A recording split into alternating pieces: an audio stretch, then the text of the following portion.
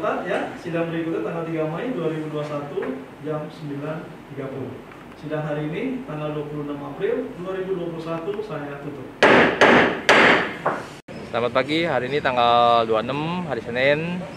Kita kembali ke untuk datang dalam pengadilan BPSK. Jadi hari ini setelah kami hadir, ternyata dari pihak Wana Arta dia minta penundaan untuk Senin depan tanggal 3 Mei. Jadi hari ini kita tidak ya mau nggak mau ya kita tetap ikutin. Kalau memang Wana Arta mau 3 Mei ya kita ikutin. Karena apa? Kita sangat sedang menunggu klarifikasi dari Wana Arta, informasi dari Wana Arta. Semua kejadian yang terjadi ini apa sih yang bisa diklarifikasikan kita? Ya seperti kemarin juga ada informasi tentang pengembalian dari blokir 1T segala macam. Artinya kan ada hal yang nggak semuanya yang dirampas. Kan sesuai dengan info dari Wana Arta kita dapat itu waktu itu kan semuanya dirampas, tapi ternyata ada pengembalian. Nah itu kita minta klarifikasi benar atau tidak, ya kan? Yang bisa mengklarifikasi ini kan artinya kan dari pihak Wana Arta, ya kan? Coba datang kemari klarifikasi apakah berita itu benar dan digunakan untuk apa. Dan kami juga butuh banyak hal yang kami mau tanyakan. Setelah kami terima jawaban dari jaksa, kami buat terima nih. Kami sudah baca, kami kan butuh klarifikasi kebenarannya, ya kan? Betul itu loh, berarti banyak hal yang kita mau tanyakan lah. Mohon dari Wana Arta datang ke kita, nggak perlu takut, kita ini kan sedang dalam kondisi mediasi, bukan sedang kondisi sidang BPSK ini kan mediasi komunikasi. Kenapa kami kesini? Karena kami ke kantor Wana Arta digembok. Dia tidak mau ketemu kita. Ya akhirnya kita lakukan hal ini, meminta bantuan pemerintah melalui BPSK untuk menemukan kita, menjembatani, ya kan, menjembatani supaya kami bisa bertemu dengan pihak manajemen Wana Arta, mungkin dengan direkturnya atau juga dengan ownernya untuk ayo datang, ya kan, punya etiket baik. Kita pun sudah beretiket baik untuk kami mau bermediasi, ngobrol, ya kan, komunikasi supaya kami tidak terkatung-katung, supaya kami mendapat informasi yang jelas dan benar. Ya harusnya Wana Arta nggak perlu takut, kami nggak pakai lawyer kok, kami datang sendiri. Kami ini sebagai nasabah yang datang, kami nggak pakai lawyer, ya kan. Ayo datang komunikasi, kalau emang ada hal yang perlu disampaikan, sampaikan kepada kami langsung. Kalau dari pihak nasabah P3W ini ya kami nggak menyiapkan apa-apa sebenarnya, karena kami cuma butuh klarifikasi kan. Kami hanya membuat bukti-bukti dan data yang kami punya, yang pertanyaan-pertanyaan yang kami mau tanyakan, tinggal Wana Arta hanya menjawab saja, benar nggak? Dan kami butuh penjelasan kenapa bisa seperti ini, kenapa bisa seperti itu, ya kan? Tinggal jelaskan kepada kami. Tuh, jadi itu yang kami butuhkan.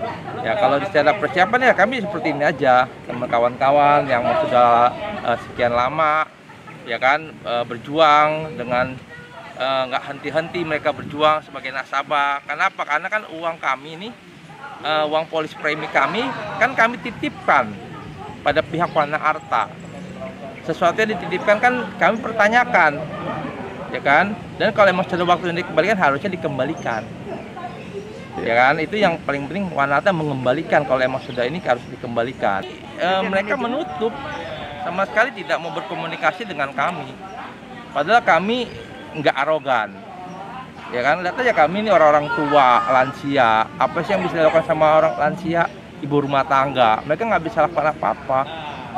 Ya, tidak ada arogansi, tidak ada hal-hal yang menakutkan, ya kan, karena kami ini pure nasabah, ya kan, yang beretiket baik. Jadi selama ini tidak ada komunikasi, bahkan kita juga sudah coba ke kantornya malah digembok kami, ya kan, gitu loh. Itu kan hal-hal yang mengecewakan kami juga sebenarnya sebagai pihak pemegang polis. Sebenarnya kan nggak ada yang perlu ditakutkan dari kami itu. Bahkan kami sekarang pun nggak pakai lawyer kok, nggak pakai pengacara, kami datang sendiri. Ini semua teman kawan-kawan datang sendiri, ya kan, karena cuman kita butuh penjelasan dari pihak Wana Arta. Nah, kalau harapan kami dari BPSK seperti tadi bisa memediasi kami, dia bisa lebih intens membawa Wana Arta bertemu dengan kami, karena kan BPSK ini kan sebagai pihak pemerintah, pemerintah ini kan sudah menjadi sewajibnya memperhatikan, melindungi warga negaranya. Kami ini kan masyarakat dan kami juga konsumen loh, konsumen Indonesia yang perlu diperhatikan, yang perlu dijaga, ya kan, yang perlu diayomi. Makanya kami butuh BPSK pemerintah untuk menjaga kami. Nah, ini yang kami harapkan ya dari BPSK ini bisalah menjadi jembatan buat kami untuk kami bisa dengan Wanarta, pihak Wanarta bisa mencari solusi. Ya kalau bagus-bagus ya Wanarta dengan etiket baiknya dia bisa mengembalikan uang yang kami titipkan loh. Ya kami tidak sedang berbisnis sama Wanarta, kami menitipkan uang kami di sana, ya kan, itu loh. Sama seperti mungkin bank, di mana nasabahnya menitipkan uang, bukan sedang berbisnis, gitu kan. Jadi poinnya hal yang dititipkan bisa dikembalikan. Itu harapan kami melalui BPSK ini, uang kami yang kami titipkan di Wanarta bisa dikembalikan. Seperti itu aja sih.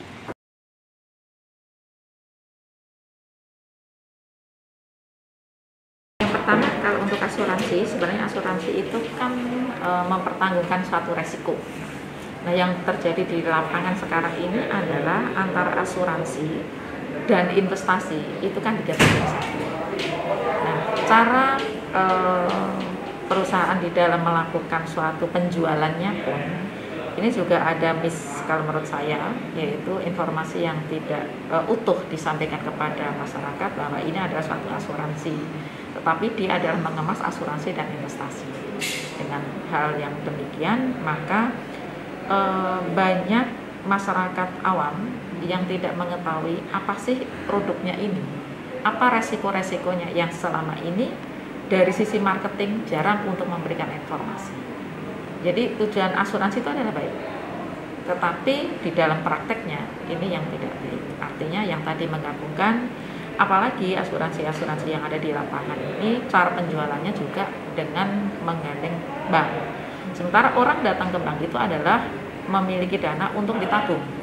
Ditabung, kemudian asuransi dan investasi ada 3 hal yang sangat berbeda satu dengan yang lain. Nah, ini yang biasanya adalah dijadiin satu oleh marketing, menginformasikan kepada konsumen sehingga tidak memberikan informasi yang utuh. Yang diinformasikan adalah untungnya, padahal investasi itu adalah suatu resiko yang sangat besar. Karena return besar, pasti ada suatu resiko yang besar, yang ini yang jarang diinformasikan secara utuh kepada konsumen. Jadi seharusnya dalam melakukan penawaran ini juga menginformasikan apa sih pengecualiannya, apakah resiko-resikonya, apakah keuntungannya. Kalau keuntungan pasti konsumen akan tahu, tapi resikonya ini sangat penting. Nah, menurut kami OJK dalam melakukan suatu pengawasan ini adalah sangat kendor. Nah, yang sekarang yang terjadi adalah bahwa OJK akan melakukan suatu pengawasan dan akan memantau untuk penyelesaian. Menurut saya, OJK sebagai wakil dalam hal ini pemerintah harus turut hadir untuk menyelesaikan kasus ini. Jadi bukan diserahkan saja dari pelaku usaha kepada nasabahnya atau kepada konsumennya, tetapi ikut campur. OJK ini adalah punya andil sangat-sangat besar. Nah, seberapa besar ini peran serta atau keberhasilan dari mediasi yang diselenggarakan di sini di lembaga ini, Bunda, untuk mereka para asuransi? Ya, kalau untuk BPSK ini kan penyelesaian alternatif ya, penyelesaian alternatif di luar pengadilan. Artinya penyelesaian ini adalah sifatnya sukarela.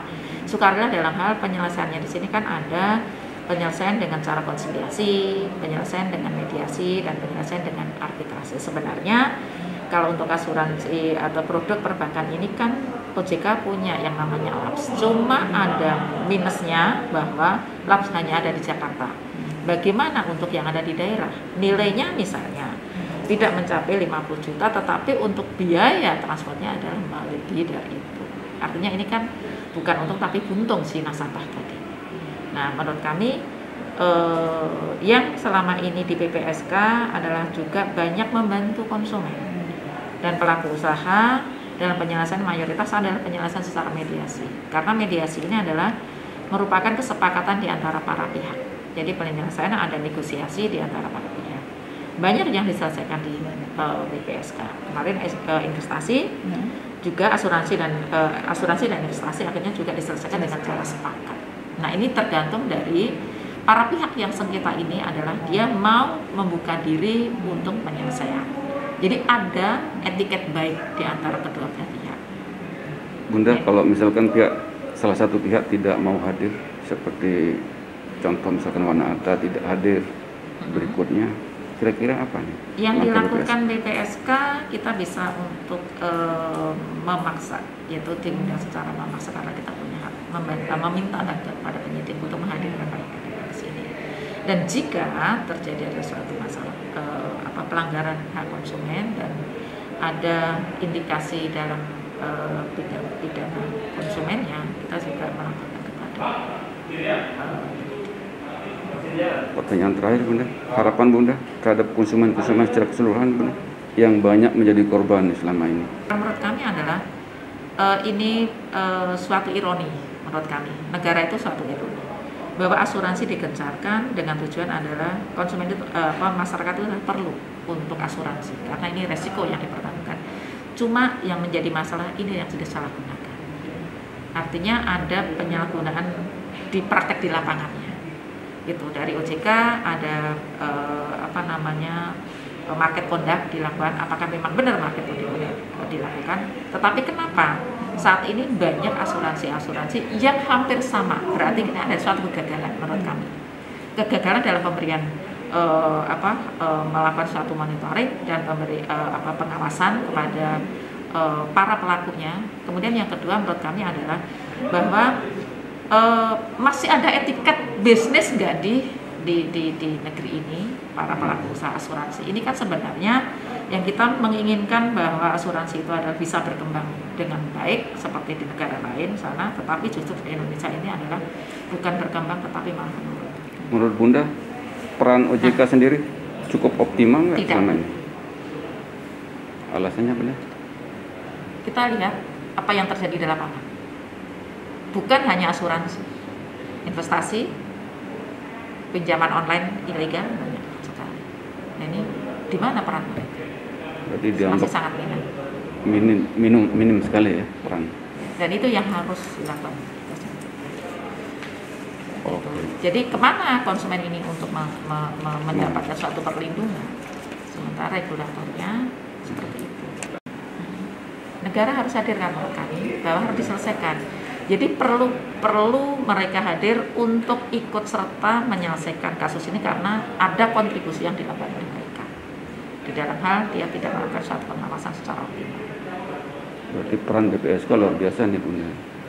Mampu nggak peran BPSK ini untuk sampai penyelesaian gitu Bunda? Nah, yang tadi saya sampaikan bahwa penyelesaian di BPSK ini kan kesepakatan di antar pihak. Misalnya salah satu pihak ini dia pengen tidak sama cara penyelesaiannya, misalnya yang satu ada pengen mediasi, yang satu pengen konsiliasi, kita tidak bisa melanjutkan penyelesaian itu, harus sama-sama. Misalnya kedua-duanya ada memilih konsiliasi, kedua-duanya ada memilih mediasi. Nah sebenarnya gini, BPSK itu punya peran yang sangat besar dalam hal penyelesaian kasus konsumen. Sebenarnya BPSK ini kan mendekatkan antara pelaku usaha dan konsumen, kan tidak perlu untuk sampai ke proses ke pengadilan yang prosesnya panjang, biaya besar gitu, waktu yang sangat besar, waktu yang sangat lama, perlu 5 tahun untuk menjadi inkrah gitu. Nah di sini kan 21 hari diharapkan ada penyelesaian yang mana yang tadi lebih kepada penyelesaian, ada kesepakatan di antara para pihak di dalam penyelesaian dan ada solusi. Jadi di BPSK itu adalah tujuan utamanya adalah mencari solusi, yaitu mencarikan solusi di antara kedua pihak untuk menyelesaikan kasusnya. Ya, kalau menurut saya yang tadi bahwa negara harusnya memberikan suatu perlindungan kepada warga negaranya. Satu, melalui mana? Bisa melalui karena otoritas yang memberikan izin itu adalah OJK yang melakukan suatu pengawasan, yang punya kewenangan pada instansi yang terkait. Itu yang punya peran besar untuk memberikan suatu perlindungan pada warga. Kemudian yang kedua juga masyarakat ketika memilih suatu produk itu juga harus melihat, menanyakan secara detail produknya seperti apa. Tidak mudah untuk tergiur adanya return yang besar, karena ingat bahwa dengan return yang besar itu pasti ada resiko yang besar. Nah, ketiga bahwa menurut kami ini perlu dijelaskan karena masyarakat itu sangat awam terkait dengan yang tadi ada 3 produk, tabungan, asuransi, dan investasi yang link model link itu. Ini yang harus dijelaskan secara jelas yang dilakukan oleh marketing. Jadi marketing itu bukan hanya sekedar untuk mengejar target komisinya dia, tetapi juga punya tanggung jawab moral untuk menjelaskan secara detail apa yang menjadi hak konsumen, apa produknya itu harus dijelaskan secara detail kepada si konsumen sampai jelas. Kemudian pengecualian seperti apa. Jadi ketika konsumen ini mengetahui oh ini produknya, oh ini ada satu resikonya, itu harus dijelaskan secara dideklar dengan jelas dan utuh, bukan sepotong-sepotong. Sehingga ketika konsumen sudah jelas, paham, silahkan dilanjutkan. Tapi kalau ini belum, ini adalah